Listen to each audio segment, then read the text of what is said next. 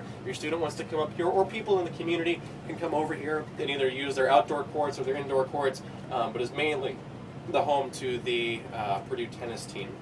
The construction you see happening over here on our left is part of the new varsity soccer complex. The one closest to us is the new soccer field that's being built.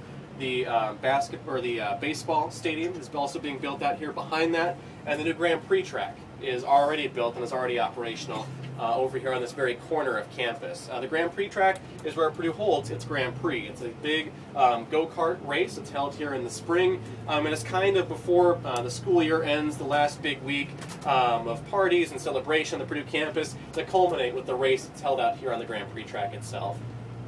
If you notice while we're going along, there's a lot of paved trails all the way up this street, all the way through here, and it's not actually part of the university itself, it's part of the West Lafayette trail system. So there's a really nice trail system through here, whether you want to walk or run or bike. They're all paved for the most part like this, that take you into campus. You can come out here, and if you were to follow it that direction far enough, you'd go through the Celery Bog, which is a wetland preserve located in West Lafayette. You'd also end up eventually at the Walmart in West Lafayette, and you can even go beyond further into that to the Purdue Research Park. So as much as you want to run or as much as you want to bike, there's really nice trails out here available for anyone to do that in the community. Over on our left are research facilities for different types of turf. So the College of Agriculture will come out here, see what grows in different conditions, see how they can put different nutrients in it, see what grows best. And some of that research will get translated then to our golf courses themselves, but also to general research overall throughout the college. The North Golf Course is the Pete Dye designed golf course, and is the 4th ranked collegiate golf course in the nation. This is the driving range right here. So we have an outdoor driving range, which is fairly common, but we also have what's really nice, an indoor driving range. So in this building you see over on your left, and I've got to do this before, it's really cool, you get to stay inside where it's warm, but they open up the doors so you can actually drive golf balls out into the outdoor thing. So even if there's snow on the ground or it's cold, you can still go there to a driving range like you couldn't in most places. That's the Spurgeon Golf Center. Also has chipping greens and putting greens available for both the men and women's golf teams. The women's team actually won the national title last year. They came in second this past spring by about 5 strokes, I think. It was kind of nail-biter down to the end. They lost to UCLA. But the men's team always is placing high nationally as well. So really, really nice, like I said, 2 18-hole golf courses here on the Purdue campus that students can come up to play at, people in the community. It's all open to the public and anyone that wants to come up here and play.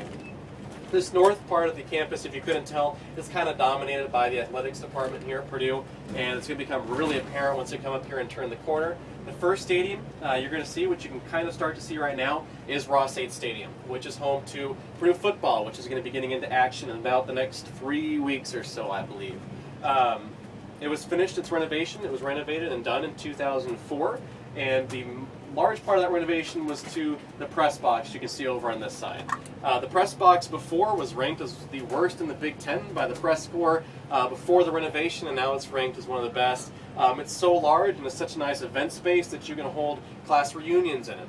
There's been weddings up there. There's been parties for after prom celebrations for local high schools that have been held up there. So it's a really large, really nice open event center. Not only just cater to the press corps and football games, but anything else that wants to be scheduled up there on a private basis as well.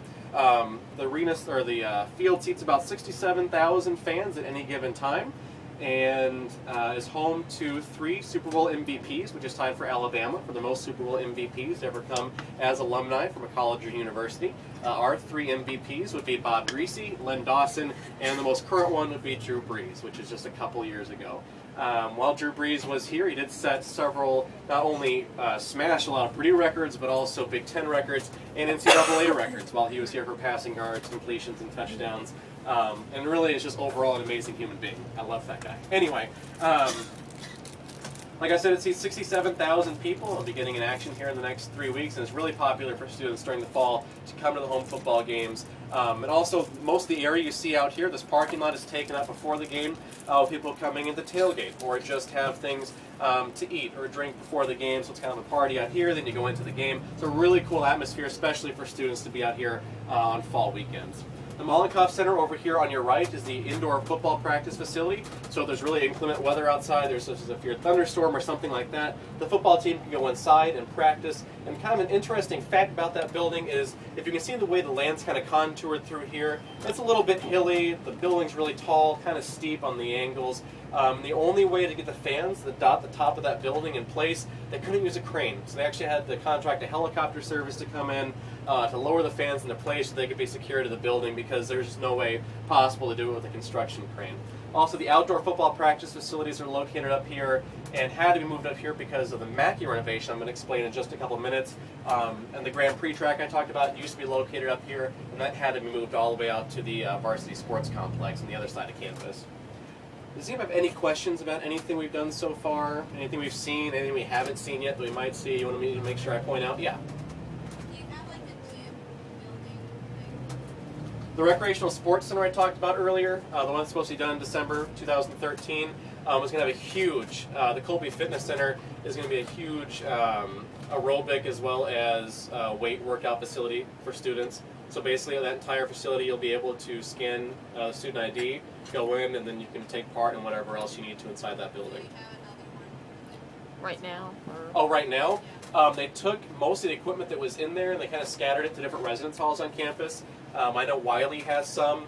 I think Tarkington might have some. It's on the website for RSC. That shows their different locations and when they're open. The T-Rec is already built out there, which is kind of like an indoor turf center, and they put some things in there for students to work out with as well until this new one opens. All right, we're coming on to Northwestern Avenue right now, and you're about to see the largest renovation project in school history at around $99.5 million, which is the new Mackey Arena complex. Mackey Arena is home to both men and women's basketball, and used to be just the small, or not small, it seats 14,000 people, but the circular stadium. Now it's going to be this entire complex that you see coming up in front of you that runs all the way down Northwestern Avenue, where they're going to have indoor basketball practice facilities you're going to be able to see down from the sidewalk level, state-of-the-art student training facilities to cut down on injuries as well as rehab when injuries happen, training facilities and weight and aerobic training. It's going to be an amazing complex. Plus, they moved a lot of the athletic offices in here now. So the John Purdue Club, which is the Athletic Booster Association, has offices in here. This is all the practice facility I was talking about. The weight training facilities are right through here. And if you want athletic tickets, the athletic ticket offices are located just inside that door now. John Purdue Club is now in this upper part of the building. They're going to have an expanded concourse area, so there's going to be more things if you want to buy things to eat. A lot more bathrooms are going to be in there, and generally just a lot more space for the arena, because before it was kind of cramped, especially with 14,000 people in the concourses. Now there's going to be a lot more space with the Mackey Arena to move around during basketball games. Lambert Fieldhouse was kind of the original large arena for basketball on the Purdue campus. It's now home to indoor track and field, as well as the health and kinesiology departments for the university.